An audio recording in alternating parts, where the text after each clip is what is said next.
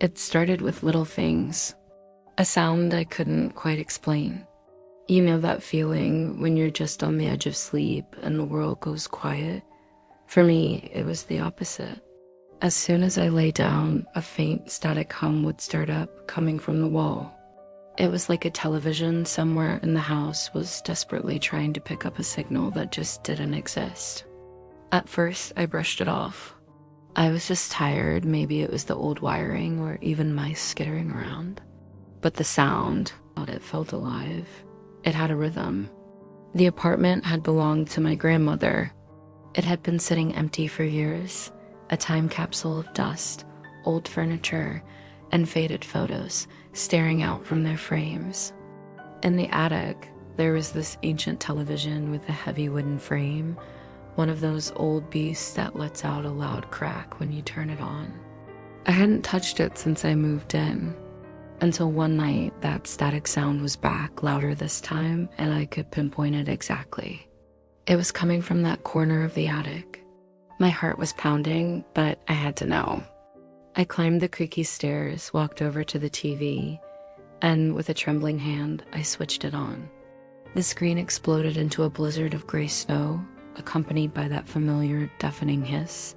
No channels, no signal, just pure, chaotic white noise.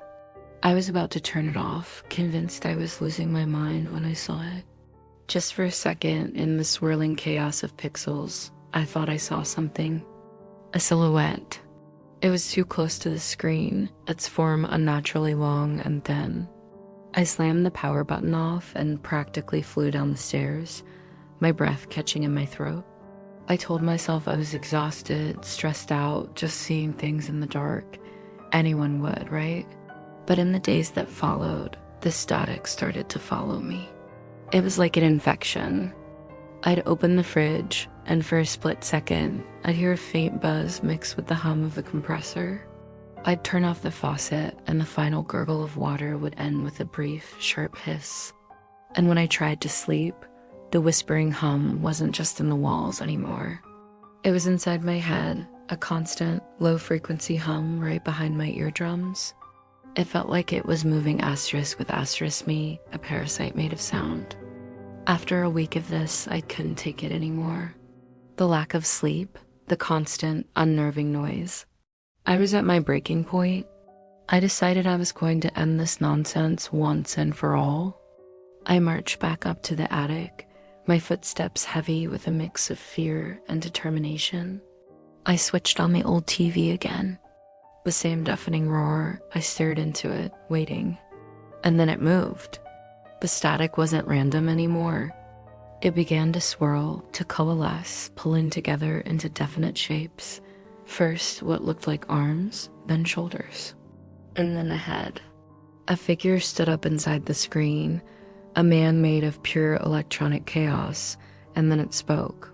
Not with a voice, not with lips, but through the static itself. The hissing and crackling formed two distinct words that chilled me to the bone. Let me out. I stumbled back, gasping, my hand fumbling for the plug. But the TV wouldn't turn off. The lights in the attic began to flicker wildly, the very air vibrating with a strange energy. And then it happened. A hand reached out of the screen. It wasn't solid, it was dark, distorted, made of flickering static and shadow. It lunged forward and grabbed my ankle. I screamed a raw, primal sound and kicked away with all my might. The mark it left behind was dark, almost like a burn etched into my skin. The next morning, I was a wreck.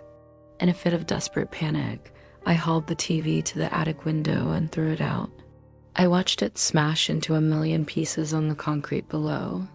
I swept up the glass and wood, feeling a wave of relief wash over me. It was over. It had to be. It wasn't. That night, as I lay in bed, trying to convince myself the silence was real, my phone, sitting on the nightstand, turned on by itself. The screen wasn't showing my home screen. It was just static, a miniature version of the TV screen from the attic. And then, words began to form through the noise. I'm closer. Since then, I haven't had a single moment of silence. I hear the static even when the power's out. I hear it whispering from a radio with no batteries. I hear it humming in the walls and the floorboards.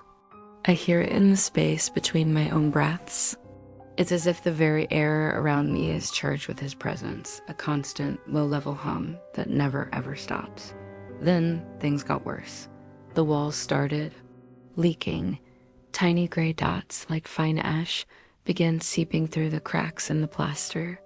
When I dared to touch them, they would vanish under my fingertips, leaving behind a cold electric sting that shot up my arm. And then, one night, I saw him again. He wasn't on a screen this time. He came out of the wall. He was skinless, pale, his eyes two empty, black voids. With each step he took towards me, the air around him flickered and distorted, as if reality itself was breaking apart at the seams.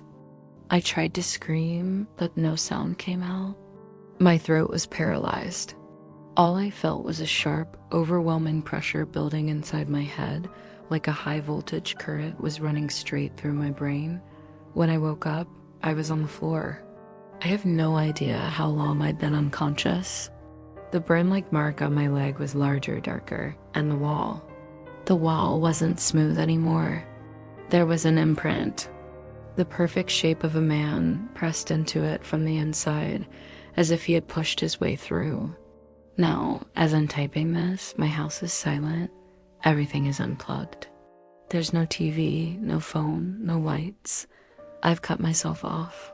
And yet, I can still hear it. The static. It's slow, constant. It feels like it's right behind me, getting closer. And every time my laptop screen flickers, just for a millisecond, I know he's there. He doesn't need the cables anymore. He doesn't need the screens. He comes through me. The signal is inside me.